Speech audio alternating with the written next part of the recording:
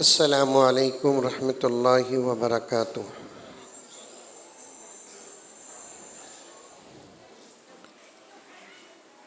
छोटी सी गुजारिश है, पहले मर्दों से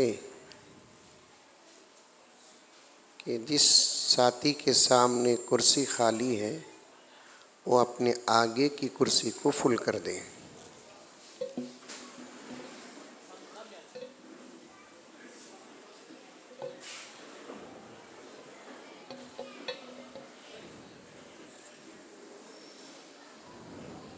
इंशाअल्लाह।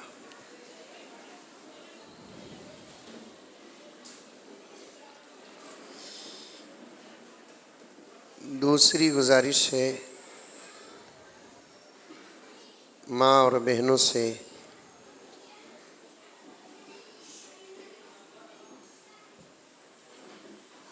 खामोशी का पूरा लिहाज रखें। एक दूसरे आपस में हरगिज़ बात न करें।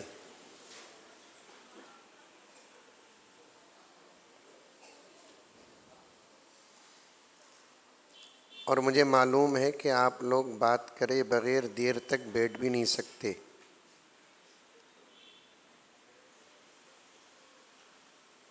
इसके लिए बेहतरीन तरीक़ा ये है कि आप अपने आप को अकेले समझ जाएं।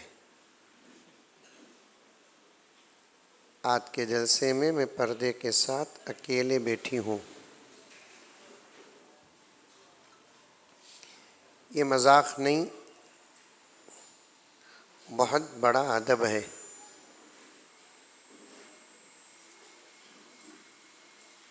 एक अदब ये है, दीन की बात होती रहे और आप बात करें, आपका नाम बेअदबों में लिखा जाएगा। दूसरा, मैं तो हज़रत क़िबला दामत बरकातुहुम का एक अदना शागिर्द हूँ। हज़रत भी मुख्तसर ख़िताब फरमाया, लेकिन है बात किताब की, बड़ों की। एक आलिम दीन बात करता हो दीन की और कोई बात करते हैं तो इसका मतलब ये है कि एक आलिम की बात की परवाह नहीं है, तब भी नाम बेअदबों में लिखा जाएगा। तीसरी बात ये है, चूँकि बारिश आने के बाद जलसे का ज़रा निज़ाम आगे पीछे हुआ है, जिसे मैं भी समझता हूँ, लेकिन बारिश की वजह से निज़ाम की तब्दीली अलग है। आपके ऊपर जो क़ानून शरीयत है इतनी आवाज़ भी आप बैठकर न करें, आपकी आवाज़ कोई गैर मर्द सुने। इससे दो बातें हो जाएंगी, एक बेपर्दगी और दूसरा इस सूरत में भी बेअदबों में नाम लिखा जाएगा। मुझे उम्मीद है कि मेरी माँ और बहनें ज़रूर अमल करेंगी। बच्चे भी आपके अगर कुछ कहते हैं या करते हैं, इशारे से आप खामोश करें।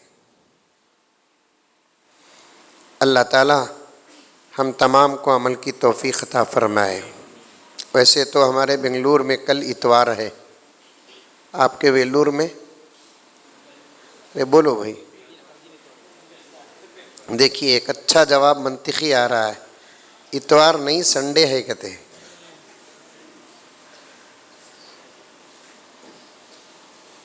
और मुझे आगे भी बहुत बड़ा सफ़र है। इतना खामोश करा कर मैं बिठाया कर तो माँ और बहनें परेशान हो गए होंगे कि मैं कब छोड़ूंगा, ये डर भी होगा। इसलिए लंबा बयान नहीं होगा, सिर्फ 2-3 घंटे बोलकर अपनी बात ख़त्म कर देता हूँ। नहमदुहु व नुसल्ली अला रसूलिहिल करीम, अम्मा बाद, फ़ाऊज़ु बिल्लाहि मिनश शैतानिर रजीम बिस्मिल्लाहिर रहमानिर रहीम या अय्युहल्लज़ीना आमनु दुख़ुलू फ़िस्सिल्मि काफ़्फ़ा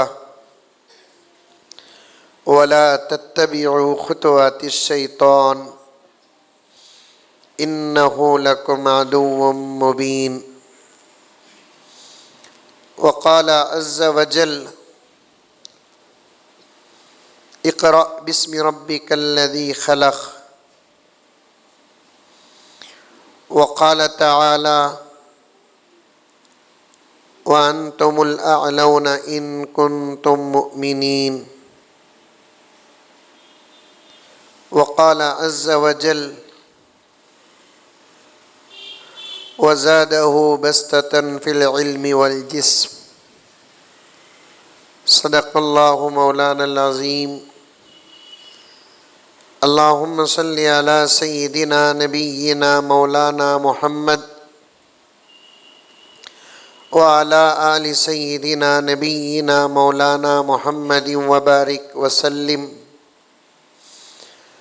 अल्लाहुम्मा सल्लि अला मुहम्मदिन बिअददि औराक़िल अशजार व बिअददि अख़्तारिल अमतार व बिअददि दवाबिल बरारि वल बिहार व अला आलिहि व सहबिहि व बारिक व सल्लिम। अल्लाहुम्मा सल्लि अला मुहम्मदिन कमा हुवा अहलुहु व मुस्तहिक़्क़ु। मुअज़्ज़ज़ सामीन, पूरी मोहब्बत के साथ, शौक़ के साथ, उल्फत के साथ, प्यार के साथ, अदब के साथ, एहतराम के साथ, इखलास के साथ दिल की गहराई से एक मरतबा दुरूद शरीफ पढ़ लें। हज़रत क़िबला दामन बरकातुहुम का मुख्तसर ख़िताब रहा, उसी को मैं अपना उन्वान बनाता हूँ, उसी पर बात करूँगा और उसी पर अपना दर्द भी पेश करूँगा। तवज्जो के साथ सुने, जो बात काबिले अमल आएगी अभी से इरादा कर ले कि इंशाअल्लाह ताला सुम्मा इंशाअल्लाह हम सब 100% अमल करेंगे। बोलो इंशाअल्लाह, बोलो मर्द बने, बोलो औरतें आहिस्ता बोलो। खामोश औरतों को करे तो मर्द बने भी खामोश हो गए। अमल करेंगे इंशाअल्लाह ताला। हज़रत ने फरमाया अपने बच्चों को ज़रूर ज़रूर मकतब में पढ़ाओ। ये बच्चों को खामोश करो भी।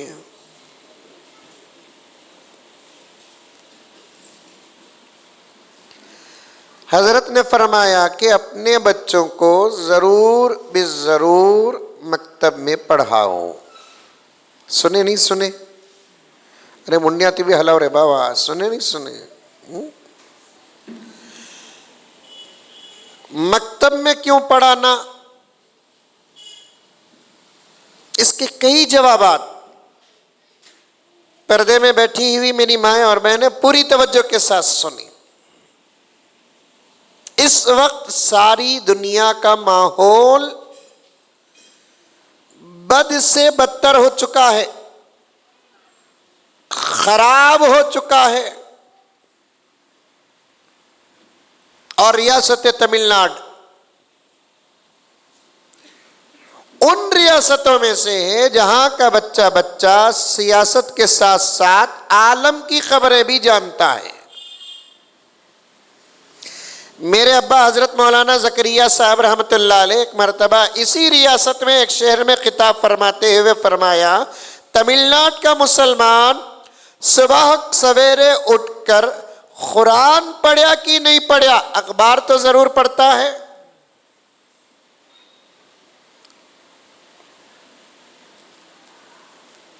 जरूर अखबार पढ़ता है। अब एक जमाना था अखबार पढ़ने का वक्त सुबह 10 बजे, 11 बजे, 12 बजे तक अखबार पढ़ लेते, फिर आइंदा खबरों तक आइंदा सुबह का इंतजार करना पड़ता था। समझ में आ रही है बात मेरी? अब वैसा नहीं है ना। जब से हमारे पास मोबाइल आया और मोबाइल के अंदर ऐसे ऐसे ऐप्स आए जिनकी वजह से 24 घंटे में हर सेकंड ये खबर मिलती है कि दुनिया में कहां क्या हुआ।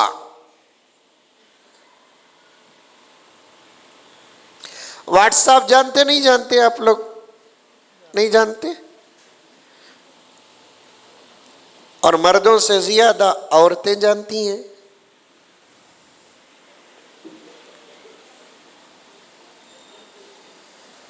फिर जानते हैं इंस्टाग्राम, जानते नहीं जानते? जानते हैं। और इससे भी आगे के ऐप्स आ चुके हैं। बड़ी गहराई में जा रहा हूं। कम से कम मुझे आधा घंटा तो आप पूरी तवज्जो के साथ दें। मेरी पर्दे में बैठी हुई मेरी माँ और बहनें, आज का पूरा जलसा मेरे जहन में है। बात को और जलसे को जमा करके एक नतीजा निकालना चाहता हूं मैं।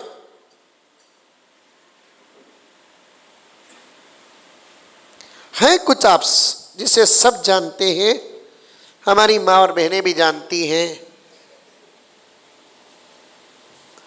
अब तो अल्लाह बचाए, अल्लाह बचाए। एक ज़माने में एक्टिंग करने वाले हजरात कुछ और होते, हजरात तो नहीं बोलना, अफराद कुछ और होते थे। कहीं कहीं एक्टिंग होती थी उनकी, सीरियल बनता था, फिल्म बनती थी, फला फला बनते थे। अब तो अल्लाह गारत करे ऐसे माहौल को कि घरों के अंदर अच्छे अच्छे लोग भी एक एक मिनट की एक्टिंग करके वीडियो बनाकर उसे वायरल करते हैं और सारी दुनिया उसे देख रही है। छोटे छोटे जुमलों औरतें बना रहे हैं और वायरल कर रहे हैं।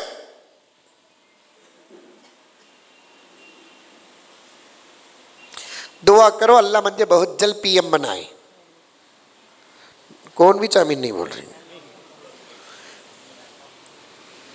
तुम्हें आमीन बोलो, नक्को बोलो। इंशाअल्लाह ताला हमारा वक्त आने वाला है, आने वाला है हमारा वक्त। हमारा बोले तो मेरा बोलकर समझो नको, आने वाला है। एक अच्छा दौर आने वाला है, एक अच्छा जमाना आने वाला है, एक अच्छा माहौल आने वाला है, बरकतों वाला माहौल आने वाला है, रहमतों वाला माहौल आने वाला है, अमन वाला माहौल आने वाला है, प्यार और मोहब्बत वाला माहौल आने वाला है, इत्तेहाद और इत्तेफाक वाला माहौल आने वाला है। वेल्लूर के मुसलमानों, तुम जानते हैं कि नहीं जानते हैं? इस बात को अमेरिका जानता है, इसराइल जानता है, जापान जानता है, चाइना जानता है, तमाम दुश्मनान इस्लाम, तहरीके, तंजीमें, मुमालिक सब जानते हैं कि एक अच्छा माहौल आने वाला है जिसके आसार सारी दुनिया में शुरू हो चुके हैं। कभी इन आसार को, अलामतों को रखकर, अल्लाह रसूल के फरमान को रखकर हम दोनों को जोड़ते हैं तो वो औकात हमको करीब नजर आते हैं। हमारे दिल से भी ये दुआ निकलती है कि अल्लाह हमको भी उस जमाने को देखने का मौका अता फरमा दे। हर वक्त आप हमेशा यही डर सुनते थे, हालात खराब हैं, खराब हैं, खराब हैं। लेकिन आज मैं हजरत का दामन थाम कर कहना चाहता हूं, खराब तो जरूर हैं, लेकिन इतना भी डरने की जरूरत नहीं है। बहुत अच्छे हालात आने वाले हैं इंशाअल्लाह ताला। कहां? वेलूर में, सारे आलम में। बोलो सुभान अल्लाह, बोलो। क्या भी नहीं बोल रही मैं, नव्वा क्या भाई?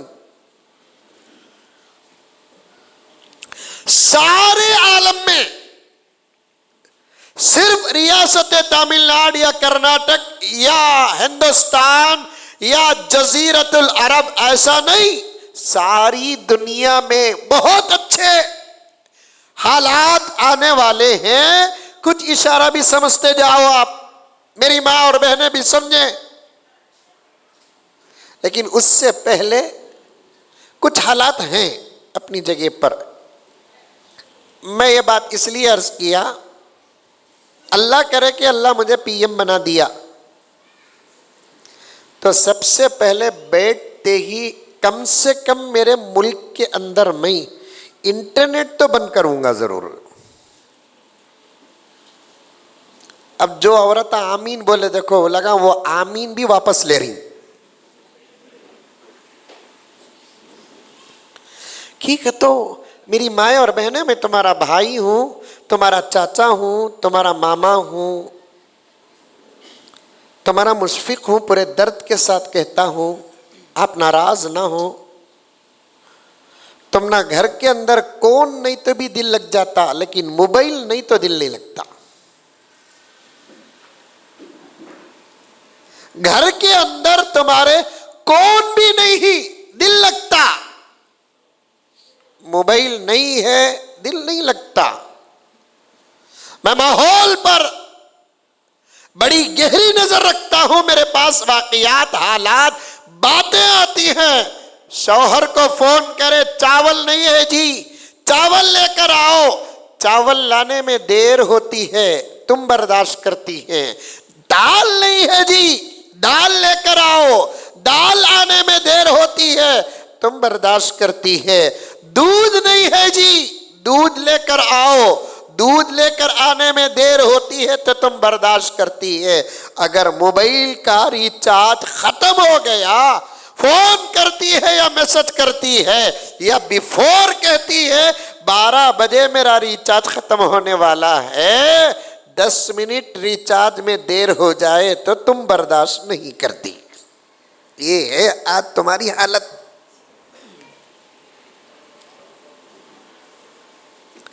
ये है आज तुम्हारी तबीयत। नाराज नहीं होना। डॉक्टर मर्ज बताता है, मरीज खुश हो जाता है, डॉक्टर को थैंक यू कहता है। मेरी दुखती रग पर डॉक्टर साहब आपने हाथ रखा, मेरे मर्ज को बताया, जरा दवा भी बता दे, मैं सही सलामत होना चाहता हूं। डॉक्टर मर्ज बताता है, खुश हो जाते हैं। लेकिन आलिम रूहानी मर्ज बताता है, आज कौम नाराज हो जाती है, उलमा पर तनकीद करती है, उलमा को बुरा भला कहती है। तुम्हारे सबसे बड़े हमदर्द उलमा हैं, तुम्हारे मुशफिक उलमा हैं, तुम्हारे रूहानी डॉक्टर उलमा हैं। इनकी बातों में नाराज मत हो, गुस्सा मत करो। अगर ये कहते हैं वो बात है तो उसे सही करो, नहीं है तो अल्लाह का शुक्र अदा करो। मैं सबको मिलाकर नहीं कहता, कुछ वो भी हैं अल्लाह का फजल, कुछ ऐसे भी हैं जिनको आज तक मोबाइल में व्हाट्सएप देखना, फेसबुक देखना, इंस्टाग्राम चलाना, मैसेज भेजना, मैसेज रिसीव करना, फुला और फुला करना तो दूर की बात, आज भी इस दौरे पुरफितन में कुछ अल्लाह के बंदे और बंदियां ऐसी हैं, अल्लाह की कसम खाकर कहता हूं, जिनको हाथ में मोबाइल पकड़कर डायल तक करना नहीं आता है, लेकिन उनका हिसाब नहीं के बराबर है।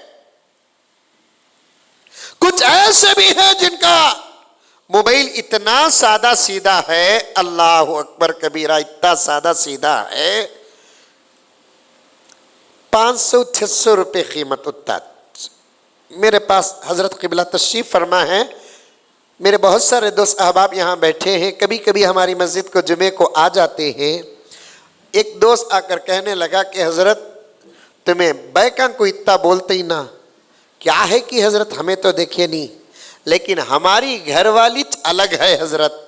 मैं बोला वो कैसा बा? अल्लाह ताला घरवाली तुझे दिया कि नहीं जन्नत से हूर उतारिया की? नहीं नहीं हज़रत, उसे जन्नत की हूर बोले तो भी कमीज नहीं। मैं बोला क्या बा खुसूसियत है उसकी? उसने कहा कि हज़रत मैं मेरी बीवी को मोबाइल बेहतरीन देना भी चाहता हूँ, वो लेने के लिए तैयार नहीं है। वो अनपढ़ नहीं है हज़रत, पढ़ी लिखी है। किसी मौलाना का बयान मोबाइल के फितरे में सुनने के बाद वो अपने ऊपर ये अहद कर लिया कि मुझे मोबाइल इस्तेमाल करना नहीं है, मुझे घर का एक सादा सीधा टेलीफोन इस्तेमाल करना है।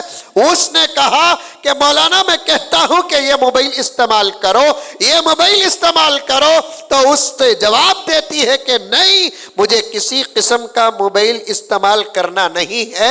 मैं लेकर क्या करूं मोबाइल? ज़रूरत पर बात करना है आपको, वो ज़रूरत जब इस टेलीफोन से अदा हो जाती है, मैं उस चीज को क्यों रखूं जिससे मेरा ईमान खतरे में पड़ जाए, जिससे मेरे आमाल खतरे में पड़ जाए, जिससे मेरे औलाद की तालीम और तरबियत खतरे में पड़ जाए। और एक जुमला सुनो, मेरे पास वो नौजवान आज भी हर जुमा आता है, यकीन आपको नहीं तो किसी जुमा आ जाओ, मैं उससे मुलाकात कराऊं। उसकी बीवी जो कही वो कह रहा हूं, उसकी बीवी कहती है मुझे उसकी जरूरत नहीं जिससे मेरा ईमान खतरे में पड़ जाए, जिससे मेरे आमाल खतरे में पड़ जाए, जिससे मेरे बच्चों का इल्म और तरबियत खतरे में पड़ जाए। और एक बात उसने जो कही है सोने की स्याही में लिखने के लायक है। उसने कहा मुझे उस चीज की जरूरत नहीं जिसका इस्तेमाल मैं करती हूं तो शैतान तुम्हारे अंदर वसवसे पैदा करता है। और बात पक्की है मेरे प्यारों, मेरी माँ और बहनें, मेरी बच्चियां, कसम अल्लाह की, मोबाइल आने के बाद यकीन कमजोर हो गया, शक और डाउट मजबूत हो गया। मोबाइल आने के बाद यकीन बहुत कमजोर हो गया, शक और डाउट मजबूत हो गया।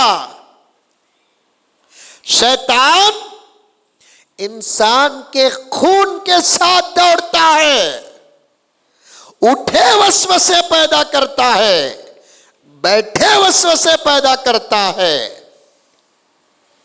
अंदर रहे वसवसे पैदा करता है, बाहर जाए वसवसे पैदा करता है।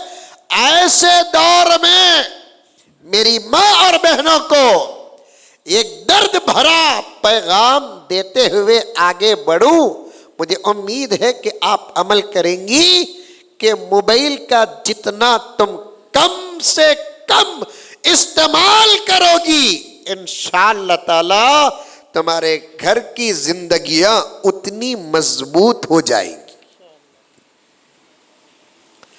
जितना कम से कम इस्तेमाल करोगी तुम्हारे घर की जिंदगियां उतनी मजबूत हो जाएगी। बहुत सारे उलमा इस बात पर बहुत बोले हैं, ये आजिज भी आपके सामने इसी दर्द को रखता है। वो रिश्ता खतरे में ना डालो जो रिश्ता दुनिया तक सलामत रहता है। निकाह मामूली रिश्ता नहीं है। भान भाई का जो रिश्ता है, मां बेटे का जो रिश्ता है, बाप बेटी का जो रिश्ता है, सब मुकद्दस रिश्ते। समझ में आ रही है बात मेरी? अरे आ रही है नहीं आ रही है? मैं किसी रिश्ते को डिग्रेड नहीं कर रहा हूं, किसी रिश्ते का मकाम नहीं गिरा रहा हूं। बात को तवज्जो से सुनो, बात समझ में आ जाएगी। भान भाई का जो रिश्ता है, मां बेटे का जो रिश्ता है, बाप बेटी का जो रिश्ता है, इन तमाम रिश्तों से भी ज्यादा मजबूत रिश्ता मियां बीवी का है। देखो एक जना भी सुभान अल्लाह नहीं बोल रहा है हजरत की कतोई लगा टेंशन में ही। इतना लड़ने वाला रिश्ता भी हजरत इतना मजबूत कई को बोल रही बोलकर। अभी हजरत हमारे तशरीफ लाए थे, ये बच्चे जो करतब दिखा रहे थे जिसमें बच्चियां भी लकड़ियां चला रही थी, तलवार चला रही थी और क्या की चला रहे थे, तो मैं हजरत की खिदमत में अपना एक मजाक पेश किया। इतना सीखना तो अपनी जगह पर, कुछ भी नहीं सीख को रही तो भी बच्ची तब भी उससे उसका शौहर डरता। सोच क्या जी साहब, अब तो आप लोग सिखा रहे हैं बच्चों को लकड़ी फिराना, तलवार चलाना, जंजीर चलाना, सब कुछ अच्छा है, गलत नहीं बोलता। हमला करने के लिए ना सीखे, डिफेंस, दिफा, जुल्म को रोकने के लिए सीखना बहुत अच्छी बात है। ताकत अल्लाह की नेमतों में से एक नेमत है। ताकत अल्लाह की नेमतों में से एक नेमत है। एक हदीस पाक सुनो, उलमा बैठे हुए हैं। हजरत जिब्राइल अलैहिस्सलाम को अल्लाह ताला ने फरमाया, एक मर्तबा के जिब्राइल जाओ, हमारे अर्श के नीचे हमारे खजाने हैं, जरा जाकर देख कर आओ। सुभान अल्लाह। किसके नीचे? अर्श के नीचे। किसके खजाने? बोलो, अल्लाह के खजाने। अल्लाह ने हजरत जिब्राइल से कहा, ए जिब्राइल जाओ, अर्श के नीचे हमारे खजाने हैं, जरा जाकर हमारे खजाने देख कर आओ। हजरत जिब्राइल गए, जाकर पूरे खजानों को देख कर आए, बाअदब अल्लाह के दरबार में खड़े हो गए। अल्लाह ने पूछा, जिब्राइल क्या आपने मेरे खजाने देखे? अल्हम्दुलिल्लाह, अल्लाह आपका हुक्म, मेरी किस्मत, मेरी सआदत, मैं जाकर देख कर आया, अल्हम्दुलिल्लाह। अल्लाह पूछते हैं, ऐ जिब्राइल हमारे खजाने कैसे लगे? जिब्राइल ने कहा, इलाहुल आलमीन, आपके खजाने बेमिसाल, बेऐब, लाजवाब, वो भी आपके खजाने। मैं ये अच्छा, ये खराब, ये अच्छी, ये खराब, मैं कैसे कह सकता हूं परवरदिगार आलम? आप किसी चीज को बेकार भी पैदा करते नहीं और किसी चीज को खराब भी पैदा करते नहीं। अल्लामा जलालुद्दीन सुयूती तौहीद बयान करते हुए ये दो बातों को बतौर खास नकल करते हैं। अल्लाह तबारक व तआला किसी चीज को बेकार भी पैदा नहीं करते और अल्लाह तबारक व तआला किसी चीज को खराब भी पैदा नहीं करते। सुभान अल्लाह। समझ में आ रही बातां? अरे आ रही नहीं आ रही? जर्रा साउंड बढ़ाओ, जर्रा बढ़ा दलो बस। आ रही? अल्लाह किसी चीज को बेकार भी पैदा नहीं करते। हम ना समझ में आन दो कि नक्को आन दो, अल्लाह की हर चीज कार आमद। समझ में आई बातें? हम ना समझ में आते कि नहीं आते, वो अपनी जगह पर। जरूरी नहीं कि ये दरख्त का क्या फायदा है मुझे समझ में आ जाए, जरूरी नहीं यहां ये पहाड़ क्यों है हमको समझ में आए, नहीं। अल्लाह ताला जिसको जहां जैसे पैदा किया उसका राज ही सिर्फ अल्लाह जानता है। सुभान अल्लाह। एक मर्तबा मूसा अलैहिस्सलाम बैठे थे। जानते हैं मूसा अलैहिस्सलाम को? जानते? वेलूर में ही नहीं, बेंगलुरु में। नबियों में से एक नबी है जो मेरे नबी से पहले पैदा हुए हैं, नबियों का सिलसिला भी खत्म हो गया है, वही मैं मुकद्दमा बांध रहा हूं। मकतब में पढ़ाओ, क्यों पढ़ाओ, ये बोलते बोलते यहां तक आया हूं मौलाना में। मूसा अलैहिस्सलाम बैठे थे, चिपकली, क्या चिपकली, नहीं समझ में आया तुम ना, तुम्हें समझ गए रहेंगे बेंगलुरु की कोसीतुबी मिठाई। प्योर उर्दू आती नहीं ना हजरत हम ना। सिप्लक, अब समझ में आया। है वेलूर में सिप्लक है घरा में लाइटा के पास रहती वो। ये बिल्कुल आप करीब बिठा दिए ही मैं खतरे से खाली नहीं हूं। औरतों के अजीब अजीब अकीदे। सिपलक को घर में मार डाले तो बरकत चल जाती, कहते अब बात जगह है अकीदा ये है। बताओ कौन सा सिपलक बोल रही? मुझे सिपलक के खानदाना मालूम नहीं ना, मुझे क्या मालूम। अलबत्ता छोटे सिपलका बड़े सिपलका हैं। एक मर्तबा बंगाल को गया था मैं, तो वहां पर एक जगह पर मेरा ख़ियाम था, एक लाइट के पास ये बड़ी सिपलक है, ये बड़ी, इतनी बड़ी सिपलक है। मैं देखते ही मैं बोला या तो इसे मार को बाहर करो, नहीं तो मैं बाहर चल जाता हूं।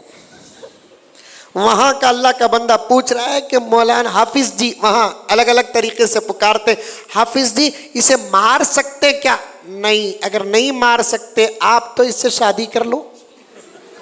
अरे अजीब बात है, मारने की चीज को नहीं मारेंगे तो क्या हुक्म है?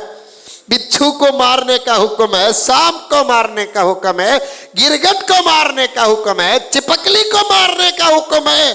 खामखा मत मारो, वो अगर उनके मकामात में रहते हैं तो छोड़ दो। सिपलक को मारने का हुक्म, बिच्छू को मारने का हुक्म है, गिरगट को मारने का हुक्म है, तो फिर आप जंगलात को जाकर पहाड़ों में चढ़कर उसे मारने की कोशिश मत करो। तुम्हारे पास आ गए तो मारने का हुक्म है। और ये भी किताबों में लिखा है, अगर तुम्हारे पास आ गए ये मुग़ज़ी जानवर, तुम नहीं मारोगे तो तुम गुनहगार होंगे।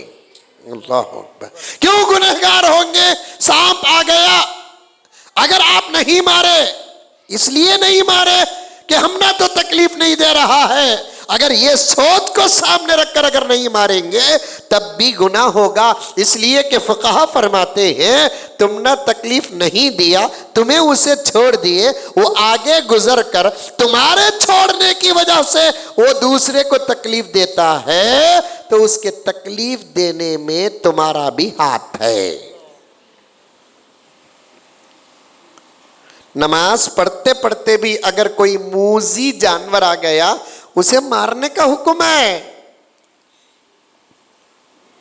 सिपलक मारो, गिरगट मारो, बिच्छू मारो, सांप मारो, मारने का हुक्म है। एक मर्तबा मैं मदरसा पढ़ाकर घर को आया, करीब 15 साल या 20 साल पहले की बात कह रहा हूं। मदरसा पढ़ाकर घर को आया, 4:30-5 हो गए थे, असर की नमाज का वक्त था, असर पड़ा। उसके बाद कैटवी खाने के वास्ते मुंह वलवल आया। अम्मी को पूछा कैटवी है क्या अम्मी? अम्मी बोले क्या भी नहीं है ना बात, तुम्हें जाकर कैटवी लेकर आओ बोले। अब जाको ले ले काको खा को, मगरिब से पहले रत्ती आराम करना, ये बड़ी बात ना बोलकर बैठा था।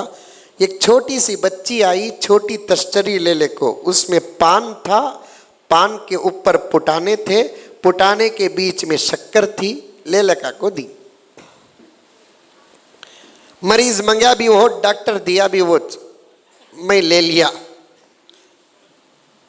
क्या बेटे ये? हमारे घर में फातिहा दिलाए सो हजरत की। अचानक मंगल के दिन क्या फातिहा? खैर फातिहा का मसला अपनी जगह पर रखो, लेकिन अदमिया दिलाते या तो मगरिब को दिलाते, नहीं तो जुमेरात को दिलाते, नहीं तो जुम्मे को दिलाते, नहीं तो पीर को दिलाती। मंगल को वो भी 4-5 बजे क्या फातिहा है? मैं पूछा ये कौन सी बेटे फातिहा का? तो बच्ची बोली हमारे घर में गोम निकली, हमारे दादी फातिहा दिलाए। वाह वाह।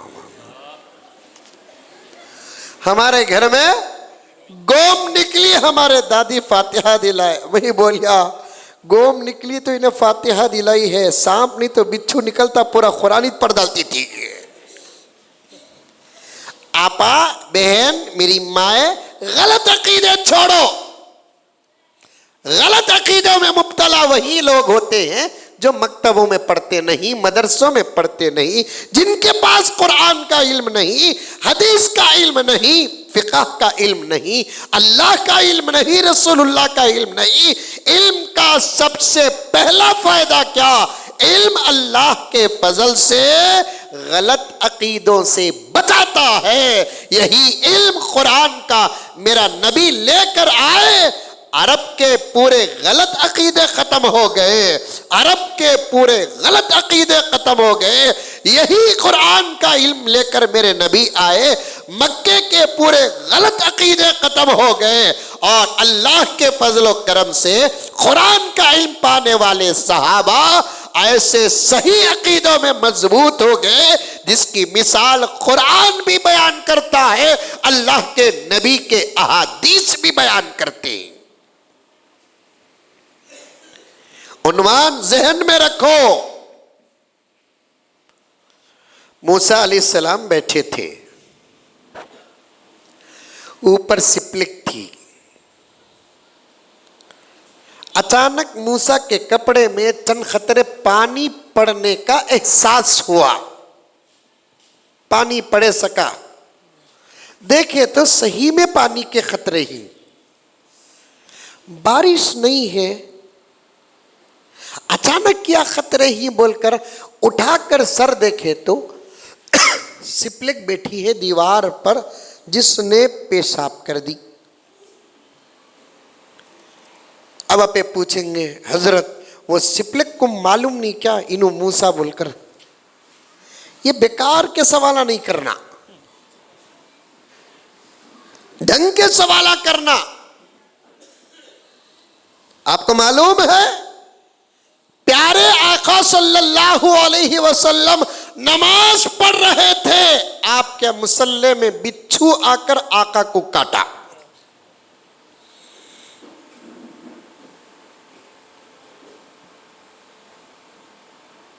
अब मूसा अलैहिस्सलाम देखे, समझ गए कि ये पानी के जो कतरे हैं ये बारिश के कतरे नहीं, किसी पाकीज़ा पानी के कतरे नहीं, इस सिपलिक के पेशाब के कतरे हैं। मूसा अंबिया बशर ही होते हैं, इंसान होते हैं, कभी कभी उनके जुबान से भी सादे सीधे सवालात निकल जाते हैं अल्लाह के दरबार में। और मूसा अलैहिस्सलाम अल्लाह से बात करते थे। उन्होंने अल्लाह से बात करते हुए कहा, अय अल्लाह ये क्या सिपलिक है,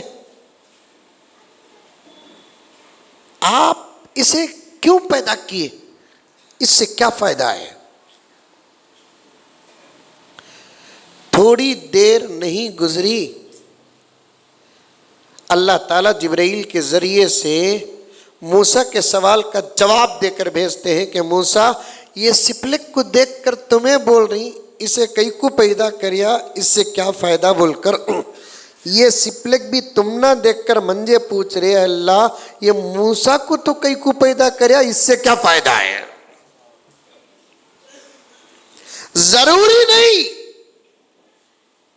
सब फायदे हमको नजर आ जाए, लेकिन ये बात ईमान में दाखिल, ये बात अदब में दाखिल, ये बात तरबियत में दाखिल, ये बात शरीयत में दाखिल। अल्लाह की कोई चीज बेकार भी नहीं, अल्लाह की कोई चीज खराब भी नहीं।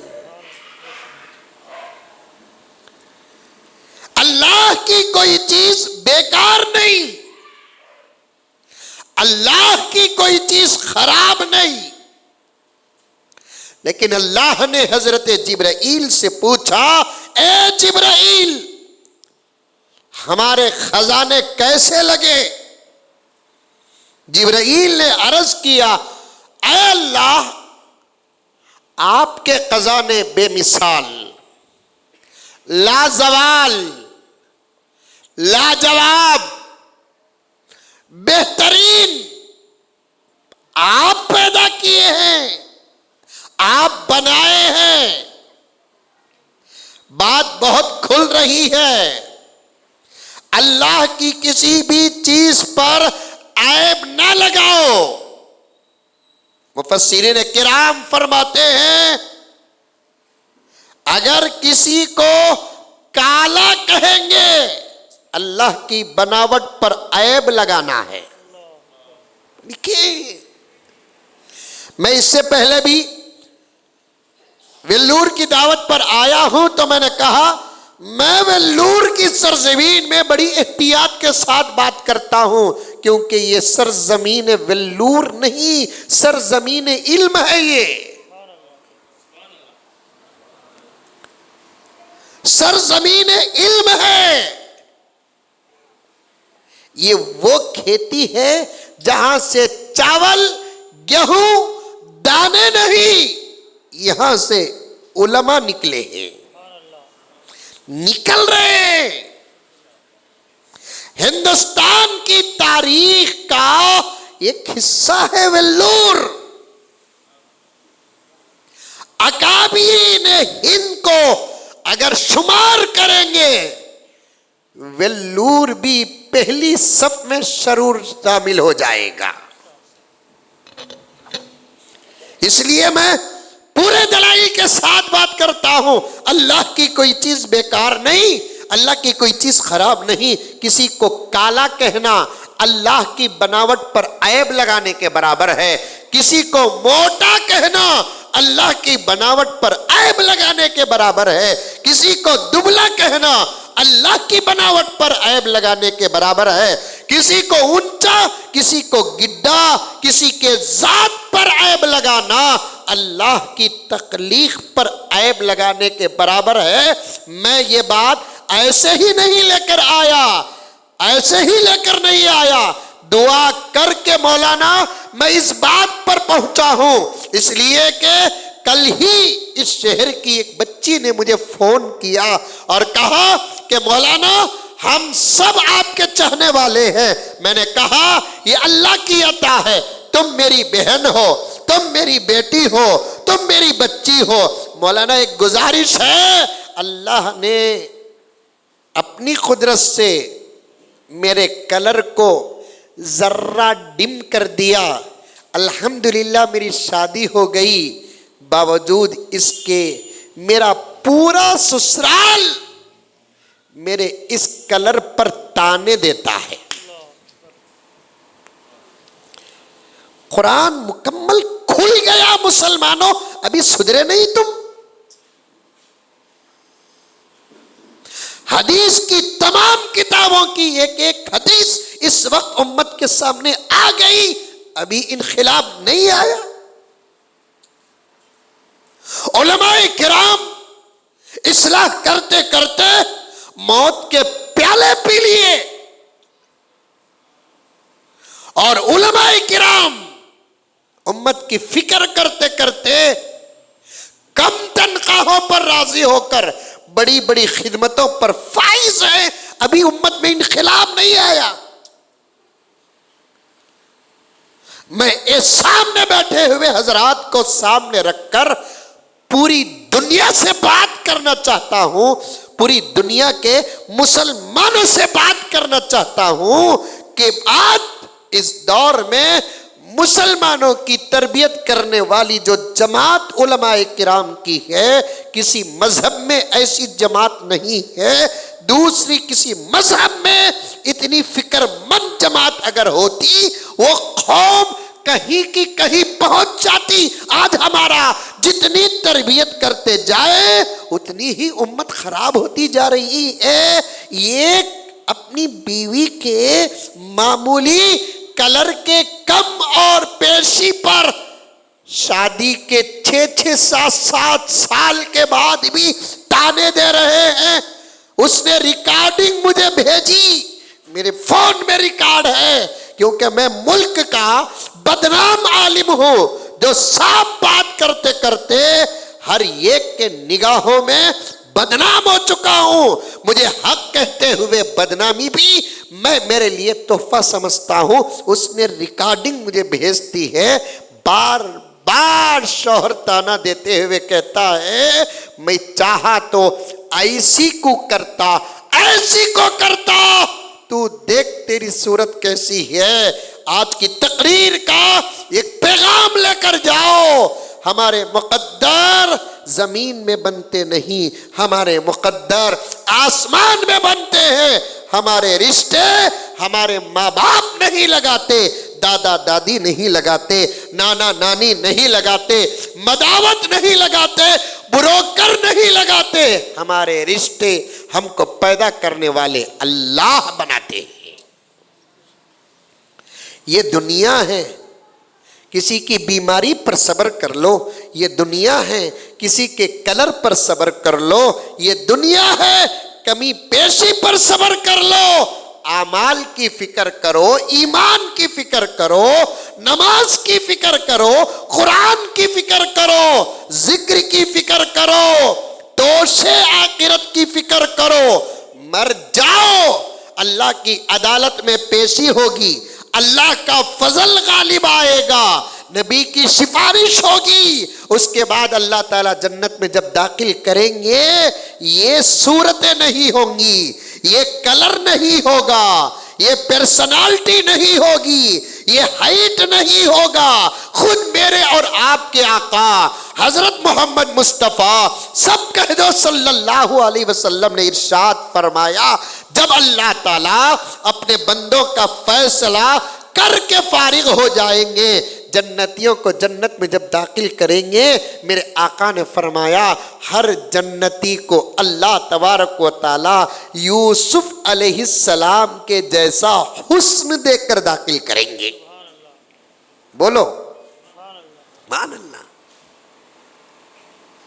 अल्लाह की किसी चीज पर ऐब नहीं लगाना। करोड़ों रहमतें नाजिल हो मेरे आका हजरत मोहम्मद मुस्तफ़ा सल्लल्लाहु अलैहि वसल्लम पर। मौलाना बैठे हैं, दीगर उलमा बैठे हैं, और मामूली ज़ात नहीं है ये, बहुत बड़े ख़ानदान से ताल्लुक़ रखने वाले हजरत मौलाना बैठे हैं। आका पर करोड़ों रहमतें नाजिल हो। आका इसीलिए इरशाद फरमाया, शादी का रिश्ता लगता है एक मर्तबा, सिर्फ एक मर्तबा, पूरी परहेजगारी और नेक नियति के साथ होने वाली दुल्हन को देख लो, ताकि शादी के बाद ताने का मौका न मिले। शादी के बाद ताने का मौका न मिले। अब तो वो भी नहीं, देख ले को रखो शादी कर रही सो, क्या आदत। वो दौर चलेगा, हमारा दौर था चला गया। हमने तो वो भी देखने का मौका नहीं दिए। हमारे जब पूरे भाना भाया बैठे ही, इसे तकरीर मत समझो, एक बहुत बड़ी नसीहत समझो। जब मेरा रिश्ता हुआ, हमारे अम्मी हमारे अब्बा को बोले, बच्चे से भी एक मर्तबा पूछ लियो। हमारे अब्बा का जो जवाब था नहीं, आज भी कान में घोल रहा है। अब्बा अम्मी से कहने लगे, हमें रहे तक उसे क्या जी पूछना सो, उसके जूते चप्पल का फैसला हमें करते ही, जिंदगी का फैसला उन्हें करना क्या। अल्लाह का करम है, हमारे खुशियों का राज यही है, माँ बाप के फैसलों पर राजी हो जाते हैं, खुदा उनका मुकद्दर सवार देते हैं, नसीबत चमका देते हैं। अल्लाह ताला अपने फैसलों को माँ बाप के फैसलों के अंदर छुपा कर रखा है। बंदों से, बंदियों से, लड़कों से, लड़कियों से इम्तिहान लेते हैं कि तुम्हारी ख्वाहिश के पीछे चलते हो या माँ बाप के फैसले के पीछे चलते हैं। अगर कोई अपने ख्वाहिश के पीछे चलता है, अल्लाह उसे छोड़ देते हैं। अगर कोई माँ बाप के फैसलों के पीछे चलता है, अल्लाह उसे थाम कर रखते हैं। उसके हर कदम पर अल्लाह अपनी मदद को शामिल कर देते हैं। खैर कभी इंशाअल्लाह ताला आपकी खिदमत में आ जाऊं। माँ बाप क्या है आपका बताऊं, बात बड़ी गहरी होती जा रही है। कभी किसी पर ऐब नहीं लगाना। मेरी माँ और बहनों से भी कहना चाहता हूँ, तुम लगा खुश हो गए रहेंगे, आहा लगा नाराज़ हो गए हैं। मैं कभी भी बराबर बराबर इंसाफ करता हूँ। तुम्हें भी कभी भी तुम्हारे शौहर को ताना नहीं देना। उन्हों देखो जी वो आपा के नोशो कैसे ही देखो जी, ये तुम्हें कहाँ थे कि मेरे सर में दाता ऐसा दबाते हैं। अभी जर्रा दबाए तो क्रिकेट के मैदान में विकेटा उखड़े सका उखड़ जाएंगे। नहीं बोलना, तुम्हारा मजाजी खुदा है वो, तुम्हारा शौहर है वो, तुम्हारा सर का ताज है वो, तुम्हारी इज्जत है वो, तुम्हारी आबरू है वो, तुम्हारा लिबास है वो। वही रिश्ता बताते बताते यहां आया। अपने शौहर को किसी के लेवल में लेकर ना आओ। तुम्हारा शौहर, उसकी मेहनत की गंजी बिरयानी से बेहतर है। उसकी मेहनत का काटन का कपड़ा रेशम से बेहतर है। उसकी मेहनत का 1 ग्राम सोना 100 तोलों से अफजल है। नसीबों की बात तो दुनिया में, जन्नत में आफर ही आफर, कोई मुआवजा नहीं, कोई हिसाब नहीं। इनके पास कितने किलो सोना, मेरे पास कितने किलो सोना, यह हिसाब जन्नत में नहीं है। तुम ना कितना होना तुम्हें उठा लियो, इसे कितना होना इसे उठा लेता है। यह मुख्तसर सी दुनिया है। 40 साल की दुनिया है, 50 साल की दुनिया है, 60 साल की दुनिया है, 70 साल की दुनिया है। इसमें हिसाब क्या, किताब क्या। रिश्तों को रिस्पांस दो, खास तौर पर शौहर को रिस्पांस दो। उन्हें देखो जी, उसकी जोरों को कार में ले को फिरता। तुम्हारे पास 2 व्हीलर भी ढंग की नहीं। शौहर को अगर इस जुमले पर शर्म आती है, अल्लाह का अर्श लरजने लगता है। झूठ बोलना जायज है? अरे मुंडी भी हलाओ भाई, झूठ बोलना जायज है? नहीं। लेकिन आज सुनो मेरी माँ और बहनें, तुम्हारे शौहर की इज्जत बचाने के लिए तुम झूठ भी बोलती हो, अल्लाह तुमसे राजी हो जाता है। तुम्हारे शौहर की इज्जत बचाने के लिए अगर तुम झूठ भी बोलती हो, अल्लाह तुमसे राजी हो जाता है। ये रिश्ते हैं ना आजकल, एक दूसरे को जोड़ने के लिए नहीं, एक दूसरे को तोड़ने के लिए सवालात पर सवालात करते हैं। दिल तोड़ने के लिए सवाल आएगा तुम्हारे सामने, कैसा है तुम्हारा शौहर, कैसा रहता तुम्हारे साथ, क्या खिलाता तुम ना, क्या पिनाता तुम ना, क्या पहनाता तुम ना। जरा बढ़कर ही उनके सामने अपने शौहर की बात करो। इंशाअल्लाह ताला खुदा जब राजी हो जाएंगे, हालात बदल जाएंगे।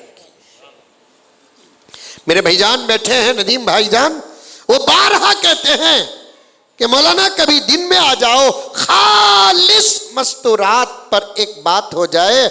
मैं उस वक्त बयान करने के उन्वान का एक छोटा सा हिस्सा तुम्हारे सामने पेश कर रहा हूं, आज के जलसे से हटकर नहीं। माँ बाप जितने ईमान वाले होंगे, माँ बाप जितने अमाल वाले होंगे, माँ बाप जितने अखलाक वाले होंगे, उनके बच्चों पर माँ बाप को तरबियत पर मेहनत करने की ज़्यादा ज़रूरत नहीं पड़ेगी। इनके ईमान का असर बच्चों पर पड़ जाएगा, अमाल का असर बच्चों पर पड़ जाएगा, अखलाक का असर बच्चों पर पड़ जाएगा। जरी मेहनत बच्चों को वली बना देती है, जरी मेहनत बच्चों को गौस बना देती है, जरी मेहनत बच्चों को राबिया बसरिया की तरह बना देती है, जरी मेहनत बच्चों को राबिया अदविया की तरह बना देती है, जरी मेहनत बच्चों को हजरत शाहवाना की तरह बना देती है।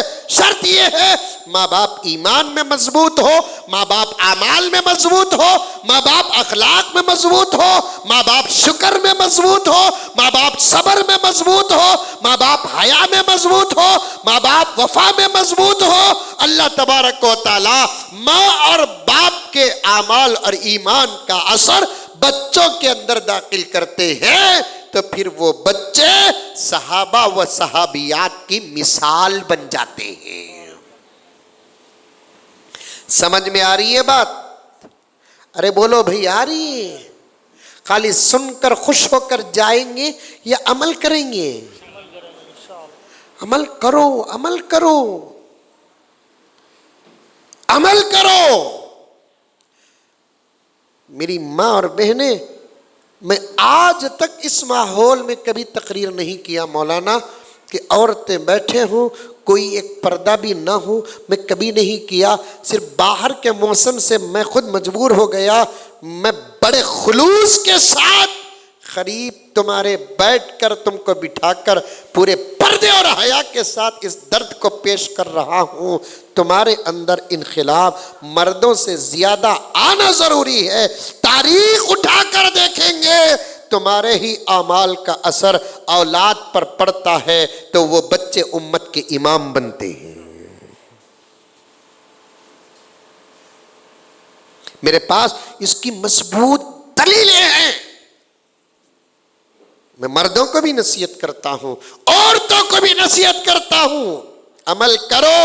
आज ही घर जाने से पहले अल्लाह से माफी मांग लो, उसके बाद इरादा कर लो। मौलाना जो कहे, मेरी बातें नहीं, आवाज मेरी है, बात कुरान की है, बात हदीस की है। मौलाना जो कहे, मैं अपने घर को इन तमाम बातों से संवारूंगी।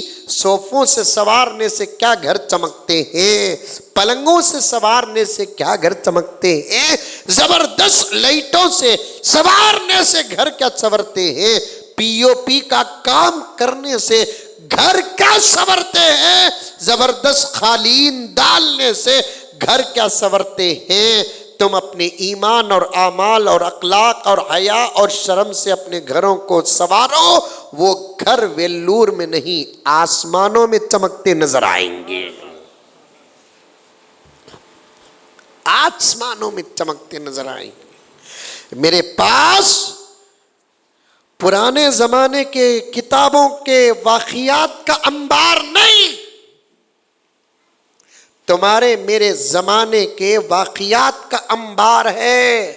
अल्लाह रसूल की बात जमाना गुजरता है तो पुरानी नहीं होती, हर दौर में एवरग्रीन होती है। बेंगलोर में एक साहब हैं जिनको 2 बेटियां। कितने बेटियां? 2 बेटियां, बेटे बहुत ज्यादा। उन्होंने क्या किया, दोनों बेटियों का निकाह किया। इत्तेफाक से एक का शौहर करोड़पति और एक का शौहर रोज ताजा रिज़्क़ ताजा। अब आओ मैं बताऊं, मैं बगैर दलील के बात नहीं करता। एक का शौहर इत्तेफाक से करोड़पति हजरत, एक का शौहर रोज ताजा। तुम्हारे जमाने के, तुम्हारे इलाके के मिसाला पेश कर रहा हूं, मैं भी यहाँ वाला चना। ये सब मिसाला हमारे अम्मी अब्बा से हमें सुने, रोज ताजा रिज़्क़ ताजा, मारे तो टाका नहीं तो फाका।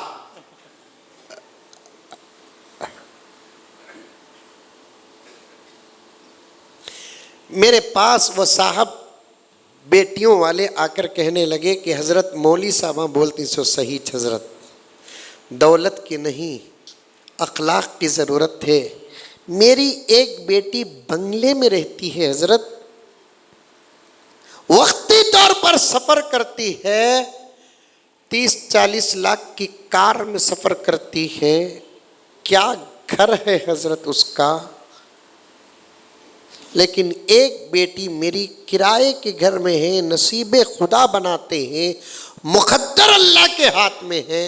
लेकिन हजरत मैं मस्जिद में बैठकर बोलता हूँ, मेरी गरीब बेटी आकर मैं उसके चेहरे को देखता हूँ तो मुझे उसके चेहरे में जो सुकून नज़र आता है, मैं वो सुकून उस बेटी के चेहरे में नहीं देखता जिसका शौहर करोड़पति है। क्योंकि अल्लाह सुकून को कीमती घरों के अंदर नहीं रखा, सुकून को कीमती कारों के अंदर नहीं रखा, सुकून को दौलत के अंदर नहीं रखा, सुकून को वेस्टर्न मुमालिक के अंदर नहीं रखा, बल्कि सुकून को अल्लाह ने ईमान के अंदर रखा है, आमाल के अंदर रखा है, अखलाक के अंदर रखा है, अदब के अंदर रखा है।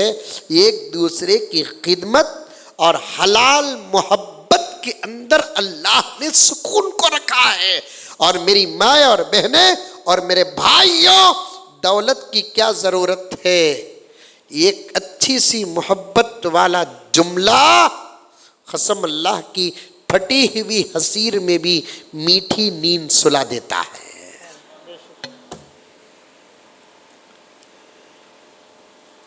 अभी मैं तकरीर शुरू करा नहीं, 1 घंटा हो गया है।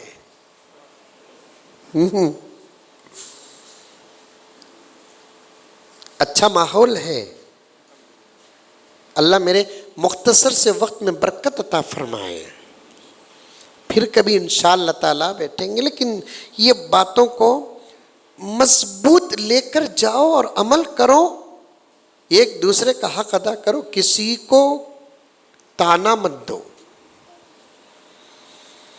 शादी से पहले फैसला करने का इख्तियार है, शादी के बाद नहीं। क्या हजरत? शादी से, इसीलिए तो नबी ने फरमाया कि एक नज़र देख लो। अब काले रहे तो क्या, गोरे रहे तो क्या, मोटे रहे तो क्या, गिड्डे रहे तो क्या, हूर परी रही तो क्या, काली कलूटी रही तो क्या, काला कलूटा रहा तो क्या, दौलत का भी कोई नहीं ना। हमने खुद हमारे आंखों से देखा है, हवाओं में उड़ने वाले आज चलना मुश्किल हो चुका है और मजबूर होकर चलने वाले आज हवाओं में उड़ रहे हैं। व तिलकल अय्यामु नुदाविलुहा बैनन नास।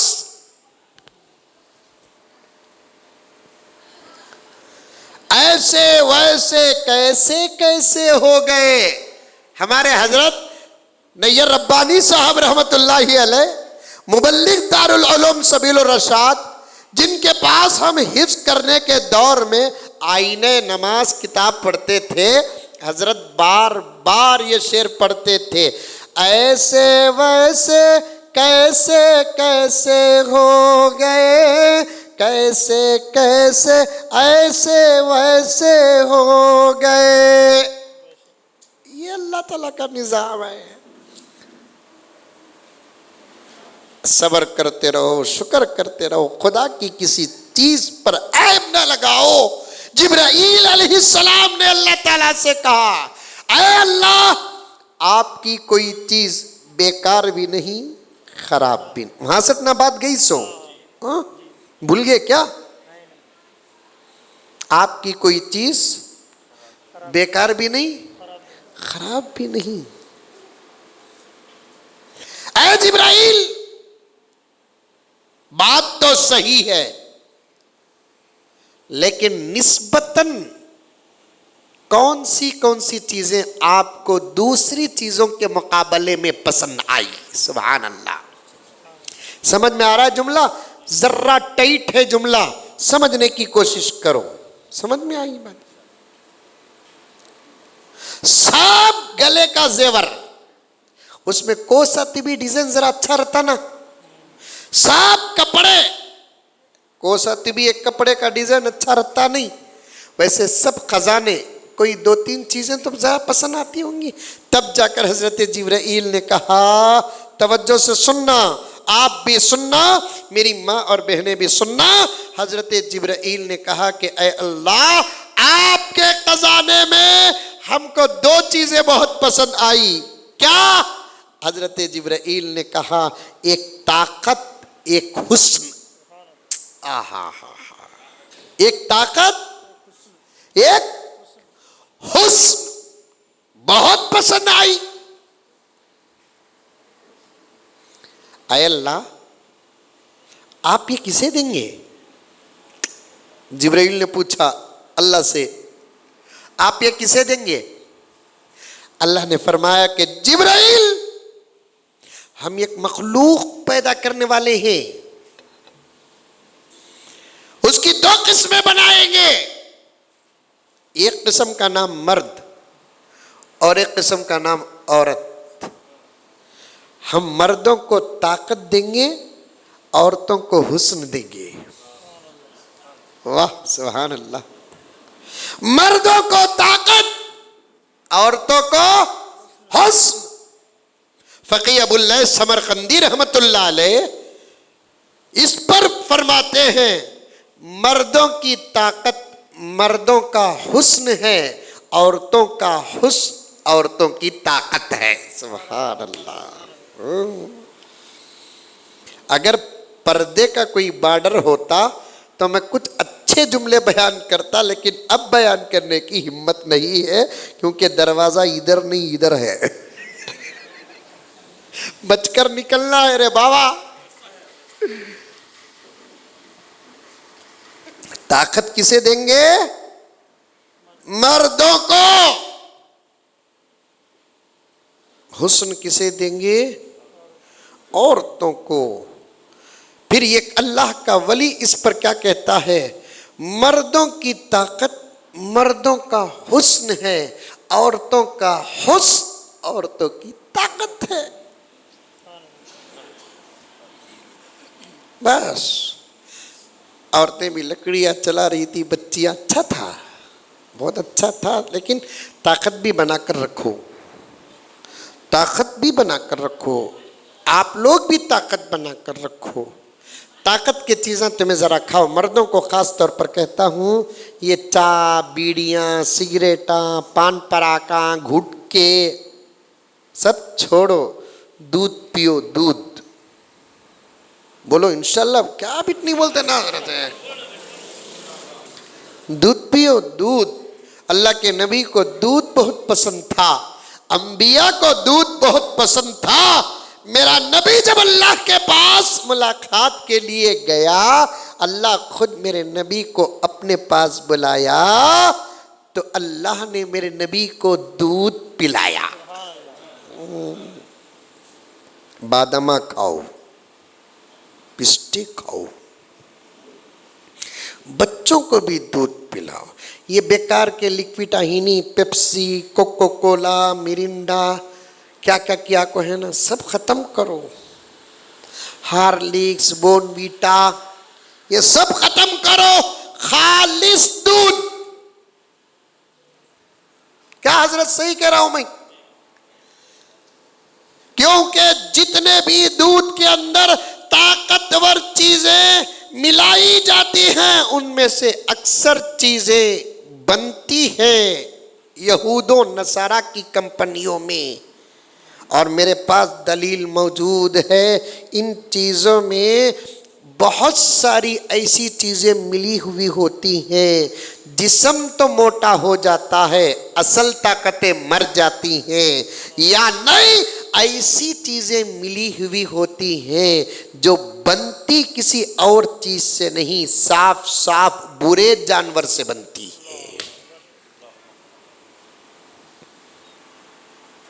खालिस दूध पियो, ताकत बनाओ, अंजीर खाओ, खजूर खाओ। मुंह में पानी आ रहा है क्या? खाओ। बाहर के मीठे खरीद कर खाने के बजाय, मेरी माँ और बहने, तुम्हारा काम क्या है?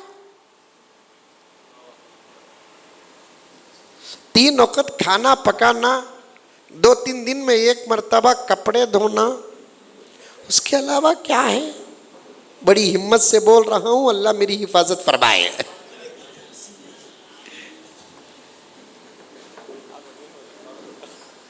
एक साहब को मैंने रास्ते में गरम गरम जलेबी खाते हुए देखा। मेरे दोस्त थे, मैंने उनको जब मुलाकात हुई तो मैंने कहा कि फ़लाँ जगह पर मैंने तुमको देखा तो तुम मीठा खा रहे थे। उन्होंने कहा कि हज़रत जब घरों में बनता नहीं तो बाहर खाना पड़ता है। हज़रत बैठे हैं और उधर हज़रत बैठे हैं और मुझे ख़ुद अल्हम्दुलिल्लाह, मैं क्या अभी पुराने ज़माने का बुढ़ा नहीं हूँ, अभी करीब का एक ज़माना गुजार कर यहाँ आया हूँ। हमारे घरों में बाहर के मीठे नहीं आते थे। घर के अंदर कभी सूजी का मिठा बनता था, सेवियाँ का मिठा बनता था, थुल्ली बोलकर बोलते थे, यहाँ बोलते हैं इससा थुल्ली वगैरह बनते थे, ये सब बनता था। आज क्या है, ये मिठे बाहर के नहीं, नाश्ता भी बाहर का, दोपहर का खाना बाहर का, रात का खाना बाहर का। अल्लाहु अकबर कबीरा। बल्कि घरों का फैशन बन चुका है, या तो बाहर का मंगा को खाते हैं या खुद बाहर जाकर खाते हैं। मेरे शेख कुतुब आलम हज़रत मौलाना पीर जुल्फ़िकार साहब नक्शबंदी मुजद्दिदी दामत बरकातुहुम ने साफ लिखा है, बाहर का खाने की अगर आदत पड़ गई तो अल्लाह तबारक व तआला ऐसे लोगों को बहुत कम विलायत अता फरमाते हैं। बाहर जो बनते हैं, एक तो मटेरियल खराब, दूसरा बनते हैं पाकीज़गी का माहौल नहीं, तीसरी बात क्या है कि बनाने वाले या तो ईमान से बाहर होते हैं या नहीं तो आमाल से बाहर होते हैं। मैं जब से हज़रत का वाक़िया पढ़ा, बाहर खाने से तो बहुत बच गया, इल्ला ये कि मैं सफ़र में अगर रहता हूँ तो तब मजबूर होता हूँ, और सफ़र में भी जब तक मुझे भूख बेहद सताती नहीं तब तक मैं बाहर का खाता नहीं। हज़रत मुजद्दिद अल्फसानी रहमतुल्लाहि अलैहि खुद अपना वाक़िया बयान फरमाते हैं। वाक़िया सुन लो, अधूरी बात ख़त्म कर दूँ। मुजद्दिद अल्फसानी रहमतुल्लाह अलैहि अपना वाक़िया खुद बयान फरमाते हैं।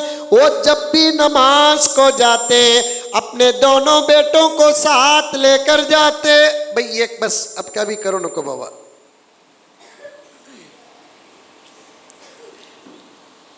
दोनों मासूम बच्चे मस्जिद में बाहर रह जाते, हजरत वाला अंदर चले जाते। ये दोनों मासूम बच्चे आपस में फैसला कर लेते, मैं नमाजियों के कुछ लोगों के जूते चप्पल इधर रखूंगा, तुम नमाजियों के कुछ जूते चप्पल इधर रखना। ऐसा ही मामूल था दोनों बच्चों का। एक मर्तबा हजरत वाला मस्जिद जाकर नमाज पढ़कर वापिस आए तो देखा एक जूते के बारे में दोनों भाई आपस में लड़ रहे हैं। हजरत ने पूछा, क्या वास्ते लड़ रही तुम लगा? तो एक भाई ने कहा, अब्बा हुजूर, आज मेरी बारी थी जन्नतियों के जूते इधर रखने की, आज इस छोटे की बारी थी जहन्नमियों के जूते इधर रखने की। मैं तो रख दिया सबके जूते, ये छोटे ने भी रख दिया, लेकिन एक आदमी के बारे में मैं कहता हूं कि ये जन्नती है, लेकिन छोटा कहता है कि जहन्नमी है। ये कश्फ की बातें हैं। विलायत का एक बहुत बड़ा दर्जा जिसे मिल जाता है, अल्लाह उसे कश्फ अता फरमाते हैं। ये छोटे मासूम बच्चों को कश्फ हासिल हो गया। हजरत वाला परेशान हो गए, ये उम्र में बच्चों की विलायत का ये हाल। फौरन दोनों को हल्के हल्के दो मार मारते, चलो ये उम्र में बड़े आ गए, फैसला करने वाले जन्नती और जहन्नमी, चलो आ गए, बच्चों को लेकर आ गए। लेकिन हजरत खुद बहुत बड़े वली थे ना, वो समझ गए कि ये बच्चों की विलायत झूठी नहीं है, सच्ची विलायत है, इनको कश्फ का मकाम हासिल हो चुका है। फौरन अपने शेख को खत लिखा, हजरत वाला, अल्लाह का फजल, नबी का सदका, आपकी तवज्जुहात से मेरे दिल दिमाग के दरवाजे ही नहीं खुल रहे हैं, मेरे मासूम बच्चों के दिल दिमाग के दरवाजे भी खुल रहे हैं। मजलिस में मेरे बैठते हैं तो लोगों का मुकद्दर अल्हम्दुलिल्लाह संवरता है। ये बच्चे तो मेरे घर के अंदर के हैं, लेकिन हज़रत ये छोटी सी उम्र में बच्चों के कश्फ का ये हाल है। मैंने मस्जिद में ये वाक़या देखा है। हज़रत इन बच्चों को क्या करना, इतनी छोटी उम्र में इतना कश्फ हो अच्छा नहीं हज़रत, वरना इलाके में एक लंबा बड़ा हंगामा हो जाएगा। हज़रत शेख खत पढ़कर अपने मुरीद और खलीफा मुजद्दिद अल्फसानी को कहते हैं, आप अपने बच्चों को मेरे पास भेज दें। दोनों बच्चों को मुजद्दिद अल्फसानी अपने शेख के पास भेजे। 8 दिन नहीं गुजरे, शेख ने बच्चों को वापस भेज दिया और हजरत अपने बच्चों को हस्ब मामूल मस्जिद लेकर गए। अब वो मस्जिद जाने के बाद बच्चे जूते अलग नहीं कर रहे हैं, अब्बा के साथ नमाज पढ़ रहे हैं, अब्बा के आने तक वहीं सफ़ों में बैठे हैं। कश्फ पूरा ख़त्म हो गया। हजरत ने अपने शेख से पूछा, हजरत इतना बड़ा कश्फ बच्चों का इतना जल्दी ख़त्म हो गया, आपने क्या किया? तवज्जो के साथ वेल्लूर के मुसलमानों, मेरी बहनें तवज्जो के साथ सुनना।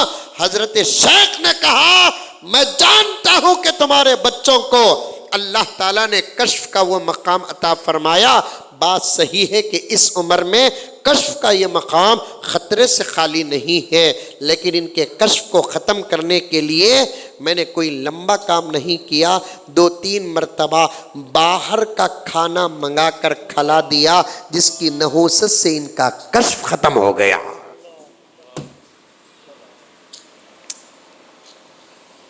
बाहर का खाने से बचो, घरों के अंदर अपने हाथों से पका कर खिलाओ, नमाज पढ़ कर पकाओ, दुरूद पढ़ कर पकाओ, जिक्र करके पकाओ। तुम्हारे इस अमल में भी अल्लाह ताला ताकत रखे हैं।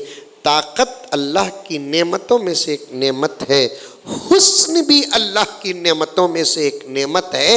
मैं तफसील में जाने का मौका नहीं पाता, मेरे सामने बहुत बड़े असफार हैं, फिर कभी इंशाअल्लाह ताला आऊँ तो आपकी खिदमत में अर्ज़ करूँगा। ताकत भी अच्छी चीज़ है, औरतों के अंदर भी ताकत होना चाहिए। मैं ये नहीं कहता कि औरतों के अंदर ताकत नहीं होना, औरतों के अंदर भी ताकत होना, मर्दों के अंदर भी ताकत होना है। बच्चे और बच्चियों का कर्तव्य मैंने देखा है, लेकिन ये गुजारिश है, ज़िम्मेदारान यहाँ बैठे हुए हैं, उनसे गुजारिश है कि जब बच्ची कुछ हाइट पर आ जाती है या बच्ची बड़ी आ जाती है, बुर्खा पहनने के लायक बन जाती है, बल्कि फुक़हा ने साफ लिखा है बुर्खा पहनने की उम्र के करीब भी पहुंच जाती है, तो उसका कोई अमल किसी मर्द को न दिखाए, बुरा न समझे। बात जो है शरीयत की वही है। औरतों की मजलिस हो, वहाँ वो औरतें अपने बच्चियाँ अगर करतब दिखाती हैं तो अलग बात है, लेकिन मर्दों के माहौल में नहीं नहीं नहीं नहीं। बास फुक़हा ने 12 साल की उम्र में पर्दे की सख्त क़ैद लगा दी है। बास फुक़हा ने पूछ कर देखिए 9 साल की उम्र में सख्त पर्दे की क़ैद लगा दी है। अब हमारी बच्चियाँ हैं, हमारी पहचान ही पर्दा है। अल्हम्दुलिल्लाह सारी दुनिया में 4200 किस्म के मज़हब हैं हज़रत। मैंने 2012 का रिसर्च किया था, उस वक्त तक 4200 किस्म के मज़ाहिब और रिलीजन थे। अब तकरीबन 12 साल का अरसा आगे बढ़ गया है, तो और कितने मज़ाहिब पैदा हुए ही अल्लाह बेहतर जानता है। 4200 की गिनती ही रखो, 4200 किस्म के मज़ाहिब में तन्हा इस्लाम की एक पहचान जो पर्दा है वो किसी मज़हब के अंदर नहीं है, नहीं है, नहीं है। हमारी माँ करोड़ों में पहचानी जाती है, कैसे? नाम से नहीं, पर्दे से। हमारी बहन करोड़ों में पहचानी पहचानी जाती है, नाम से नहीं, खानदान से नहीं, पर्दे से।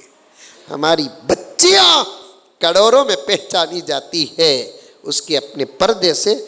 मुझे अच्छा भी लगा, मैं भी एहतियात कर रहा था, लेकिन अच्छी तरबियत हो रही है अल्हम्दुलिल्लाह। इसका भी निज़ाम होना चाहिए, क्यों कि पलटा कर मार तो नहीं सकते, तो कम से कम बचा तो सकते हैं।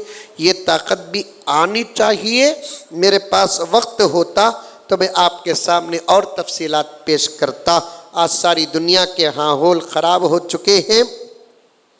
दुश्मनान इस्लाम हरबे बदल बदल कर सारी दुनिया के अंदर ऐसे इशूज़ पेश कर रहे हैं जिससे दूसरों को नुकसान हो के ना हो, अहले ईमान और अहले इस्लाम को नुकसान हो रहा है।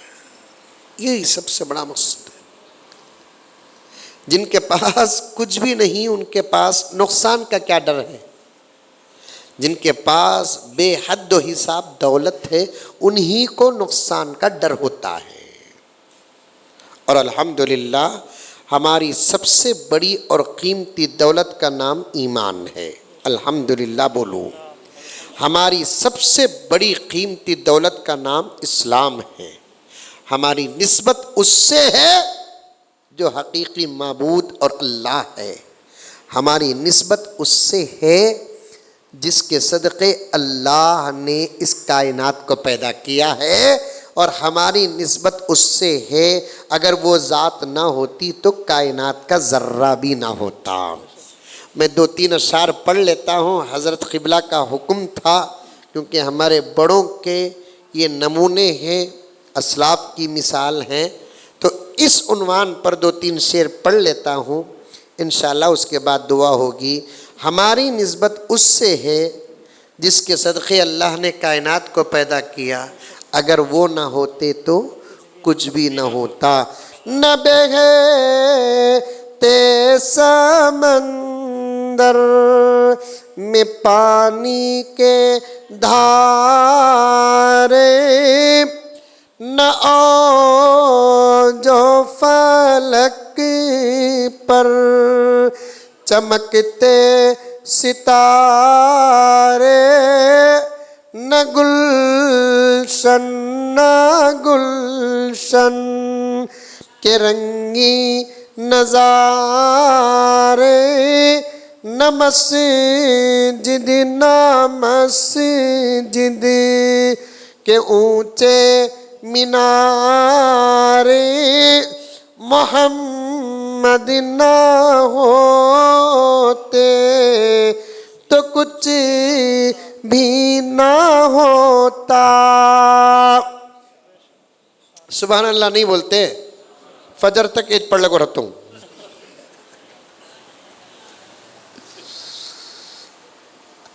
और एक शेर सुन लो। न हम तुम भी होते नए बात होती, न तुम से हमारी मुलाकात होती, न शम्सो कमर और दिन रात होती, बस अल्लाह ही अल्लाह की एक ज़ात होती, मोहम्मद ना होते तो कुछ भी ना होता। उस आका के साथ हमारी निस्बत है। हमको चाहिए कि अल्लाह रसूल की एक एक बात पर अमल करें। हज़रत हमारे, मैं अदबन इशारतन नाम लेना चाहता हूँ, हज़रत इम्तियाज़ साहब रशादी दामद बरकातुहुम, जो इरशाद फरमाया हमारे बच्चों को ज़रूर मकतब में पढ़ाएं। मकतब में पढ़ाना इस वक्त उम्मत का वाजिबी अमल है। जो माँ बाप अपने बच्चों को अपने पास कुरान हदीस का इल्म नहीं देते, इस्लाम का इल्म नहीं देते, उनके लिए वाजिब है कि वो अपने बच्चों को मकतब में पढ़ाए, वरना उन बच्चों के आइंदा फ्यूचर में कुछ कमी पेशी हो गई, बच्चे ही अल्लाह के दरबार में जवाबदेह नहीं, माँ बाप को भी अल्लाह के दरबार में जवाब देना पड़ेगा। अल्लाह हम तमाम को इस पर अमल करने की तौफीक अता फरमाए। आमीन सुम्मा आमीन। व आखिर दावाना अनिल हम्दुलिल्लाहि रब्बिल आलमीन। अस्सलामु अलैकुम व रहमतुल्लाहि व बरकातुहू। अल्लाह ताला नाकाबिर उलमा की बातों पर अमल करने की तौफीक अता फरमाए।